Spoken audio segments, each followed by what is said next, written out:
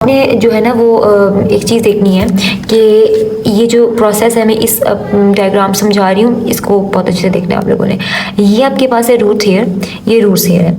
अगर आपको ये नजर आए ये सॉइल है, ये सॉइल है और ये रूट्स हेयर है। रूट हेयर के बाद आपको पता है कि एपिडर्मिस आ जाता है, जो कि मैंने पहले जो लेक्चर से बताया था आपको, एपिडर्मिस आता है। एपिडर्मिस के बाद आपको बताया था कॉर्टेक्स आता है, कॉर्टेक्स से इनर एंडोडर्मिस आता है। फिर आपके पास जो है वो ये एंडोडर्मिस आ गया, ये पूरा एंडोडर्मिस का पार्ट है। इसके अलावा आपके पास जो है वो ये भी क्या नाम है, कैस्पेरियन स्ट्रिप्स, आपको जो पर्पल कलर में नजर आ रही है कैस्पेरियन स्ट्रिप्स है।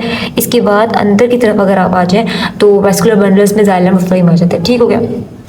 ओके तो एक दफ़ा दोबारा रिपीटेड में देख लेते हैं कि क्या क्या आपने पढ़ा है, कैसे कैसे जो है ना वो प्लांट जो है ना वो वाटर या मिनरल को लेगा और कैसे डिफरेंट पार्ट्स तक जाएगा। तो उसको दोबारा से तब देख लेते हैं।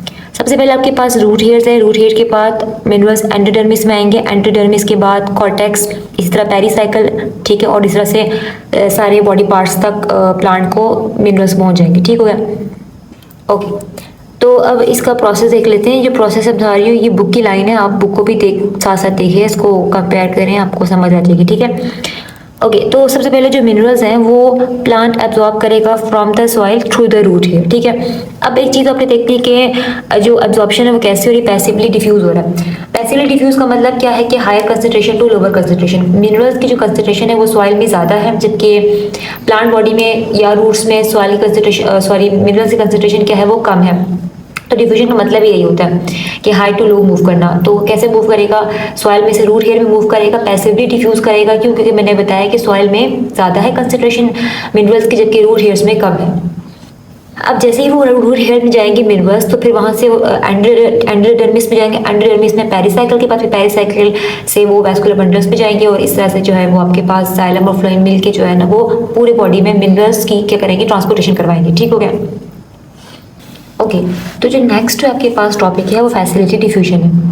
अब डिफ्यूजन को तो आपने देखा कैसे पैसिवली डिफ्यूज करेगा मिनरल्स सॉइल से रूट में, क्योंकि सॉइल में मैंने बताया था कि कंसंट्रेशन ज़्यादा होती है, रूट्स में कम होती है। तो ये फैसिलिटी डिफ्यूजन कहाँ से आ गया? फैसिलिटी डिफ्यूजन भी सेम यही चीज़ है कि हायर टू लोअर ही मिनरल्स मूव करें।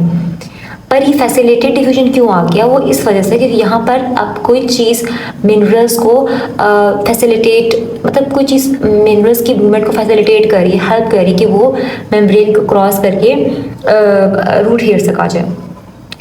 अब किस चीज़ को फैसिलिटेट करिए? अब आपने यहाँ रखना है कि हर आइन आपके जो है ना वो आपके प्लांट के सेल मेम्ब्रेन को एपिडर्मिस टू क्रॉस या रूट हेयर में नहीं जा सकता। ठीक है? Through simple diffusion. ठीक है? तो कुछ ऐसे आइंस होते हैं जो कि काफ़ी लार्ज आइंस होते हैं या फिर पोलर होते हैं, उनका मेम्ब्रेन को क्रॉस करना काफ़ी मुश्किल होता है। फिर इसमें केस में क्या होता है कि आपकी जो सेल मेम्ब्रेन होती है, जो एपिडर्मल सेल होती है, उनके ऊपर होती है कुछ कैरियर प्रोटीन्स। जो कैरियर प्रोटीन्स है ना वो आपके उन बड़े बड़े लार्ज मॉलिक्यूल को और उन पोलर मॉलिक्यूल को जो कि सिंपल डिफ्यूजन के थ्रू आपके प्लांट बॉडी में इंटर नहीं हुए, हालांकि वो भी आपके लिए इंपॉर्टेंट थे, वो न्यूट्रिएंट्स आपकी प्लांट बॉडी के लिए इंपॉर्टेंट थे, पर वो सिंपल डिफ्यूजन के थ्रू तो ना आ सके। तो जो कैरियर प्रोटीन एपिडर्मल सेल्स के ऊपर होती हैं वो क्या करती हैं कि उन लार्ज पोलर मॉलिक्यूल को या लार्ज मॉलिक्यूल को कैप्चर करती हैं और मेम्ब्रेन के क्रॉस भेज देती हैं। तो इसी को बोलते हैं फैसिलिटी डिफ्यूजन, जिसमें डिफ्यूजन हो रही है but with the help of some carrier protein which are present on the epidermal cell. Question आ सकता है कि फैसिलिटी डिफ्यूजन क्या है, क्यों ज़रूरत है? तो आपने बताना है कि कुछ ऐसे मॉलिक्यूल्स होते हैं जो सिंपल डिफ्यूजन के थ्रू एंटर नहीं हो सकते रूट हेयर में, क्योंकि वो काफ़ी बड़े होते हैं, लार्ज होते हैं, क्योंकि वो पोलर होते हैं। क्योंकि पता है कि जो सेल मेम्ब्रेन होती है वो तो नॉन पोलर होती है, तो अब कुछ ऐसे पोलर मॉलिक्यूल्स आ गए तो फिर वो तो सिंपल डिफ्यूजन के थ्रू एंटर तो ना हो सके, इस वजह से। ठीक है? होपफुली आपको ये बात समझ आ गई होगी।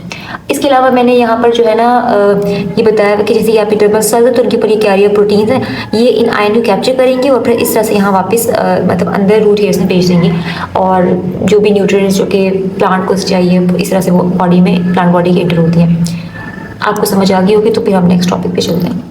ओके तो आपके पास जो नेक्स्ट टॉपिक है, वो आपके पास है एक्टिव ट्रांसपोर्ट। एक्टिव ट्रांसपोर्ट में आपको पता है कि अब lower concentration to higher concentration move होना है।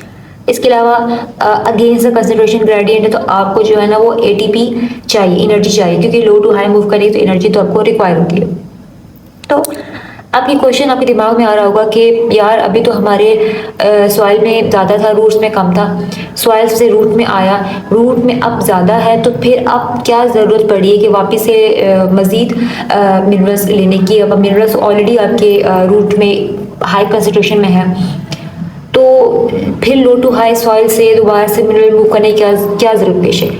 तो याद रखिएगा कि मैंने भी बात याद रखी कि हर जो एसेंशियल मिनरल्स होते हैं वो कुछ ऐसे होते हैं जो फैसिलिटी डिफ्यूजन और सिंपल डिफ्यूजन के थ्रू आते ही नहीं हैं, वो अब भी सॉइल में ही रहते हैं, वो आपके रूट हेयर्स में नहीं। हालांकि वो जैसे कि अभी मैंने बताया था कि फैसिलिटी डिफ्यूजन में कुछ ऐसे आइंस होते हैं जो कि सिंपल ओके।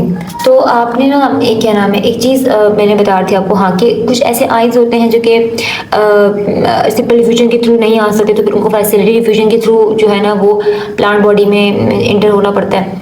इसी तरह आपने याद रखना है कि कुछ ऐसे मिनरल्स होते हैं जो इन दोनों प्रोसेस से नहीं आ सकते रूट में। हालांकि रूट में मिनरल कंसंट्रेशन ज़्यादा हो गई है, लेकिन कुछ ऐसे मॉलिक्यूल जो कि अब भी सॉइल में ही प्रेजेंट होते हैं, जबकि रूट हेयर में तो ऑलरेडी कंसंट्रेशन बहुत ज़्यादा हो चुकी है मिनरल्स की, लेकिन अब भी इसके बावजूद आपके पास कुछ ऐसे मिनरल्स होते हैं जो कि रूट में नहीं आते, वो आपके पास सॉइल में ही रहते हैं। तो फिर सॉइल में रहने की वजह से आपको फिर एनर्जी देनी पड़ती है, प्लांट को एनर्जी रिक्वायर होती है एटीपी के फॉर्म में, कि वो फिर लोअर कंसंट्रेशन, सॉइल में तो अब कंसंट्रेशन कम है as compare to root hair, तो एक्टिव ट्रांसपोर्ट के थ्रू आप एनर्जी को इस्तेमाल करके, यूटिलाइज करके प्लांट बॉडी सॉइल में से जो कि कंसंट्रेशन जहाँ पे मिनरल से कम है वो एसेंशियल न्यूट्रिएंट्स को कैप्चर करेंगी और रूट में मिनरल कंसंट्रेशन ज़्यादा है वहाँ तक लेकर आएंगी।